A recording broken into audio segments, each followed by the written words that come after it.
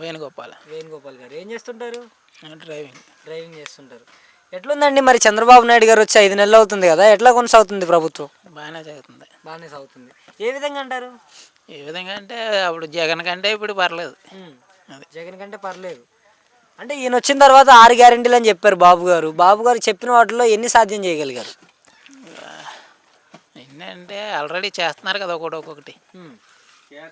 Gas ఒకటి, మందు rate తగ్గించారు, గ్యాస్, ఇంకా పింఛనీ కూడా వచ్చారు కదా బాగానే. పింఛనీ కూడా కరెక్ట్గానే వస్తుంది. అంటే జగన్మోహన్ రెడ్డి గారు ఉన్నప్పుడే సంక్షేమ పథకాలు అందరికీ లబ్ధి చేకూరాయి, ఈయన వచ్చిన తర్వాత ఏం లేవంటున్నారు కదా. అలాగా అంటే జగన్మోహన్ రెడ్డి 5 సంవత్సరాలు చేశాడు. 5 సంవత్సరాల తర్వాతకి సరిపెట్టాడు. ఇప్పుడు వచ్చి 5 నెలలే కదా అవుతాయి. వస్తాయి ముందు ఇంకా అన్నీ. ఇప్పుడు రోడ్లు అన్నీ వేస్తా అంటున్నారు కదా, మొత్తం అన్నీ అభివృద్ధి చేస్తారు. అంటే వచ్చింది ఇప్పుడే కదా స్టార్టింగ్, ఇండి కొలది అవుతాయి అన్నీ. అసలు డెవలప్మెంటే లేదు ఈయన వచ్చిన తర్వాత అన్నట్లుగా మాట్లాడుతున్నారు కదా ఈ 5 నెలల్లో. దేని గురించి డెవలప్మెంట్? ఇప్పుడు వచ్చిందే 5 నెలలు, 5 నెలలు అయింది. రావాలి కదా, ఇంకా ముందు చూడాలి కదా మనం. ఇంకా ప్రభుత్వం ఇంకా చాలా ఉంది కదా, 5 సంవత్సరాలు ఉండదు కదా. అప్పుడు లాస్ట్లో ఒకటి డెవలప్ చేస్తున్నారు. పోలవరం ఏదో చేస్తా అంటున్నాడు, అవుతున్నాయి. అలా ఒకటి అవుతూ ఉంటాయి. ఇప్పుడప్పుడే మనకి ఇంకా 5 సంవత్సరాలు అంటే 5 నెలలు అవ్వలేదు, ఇంకా 5 సంవత్సరాలు ఉంది కదా టైం. అవ్వలేదంటే ఎక్కడ అవుతుంది?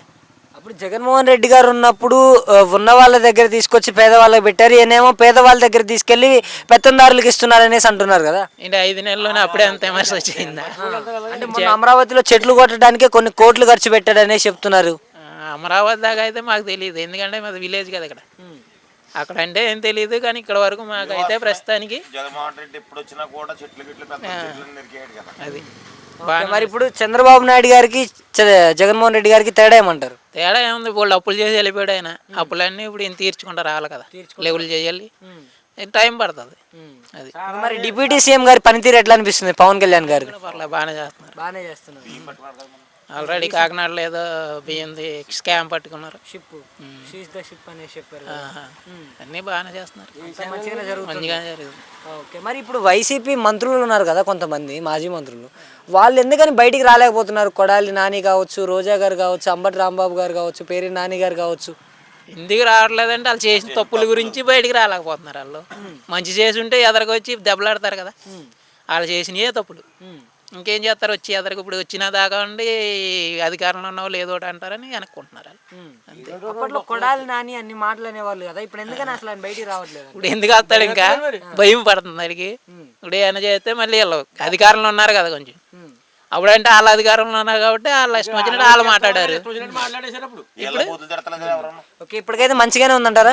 ఇప్పుడు వాళ్ళకి ఇప్పుడు మంత్రులు ఉన్నారు, మంత్రులు ఉంటే వాళ్ళు అప్పుడు ప్రభుత్వం లీడ్లో ఉన్నప్పుడు ప్రతి వాళ్ళని తిట్టేవారు, కొట్టేవారు. ఇప్పుడు అలా లేదు కదా, వీళ్ళందరూ బాగానే చేస్తున్నారు. అనిత గారి పనితీరు ఎట్లా అనిపిస్తుంది? చేస్తున్నారు.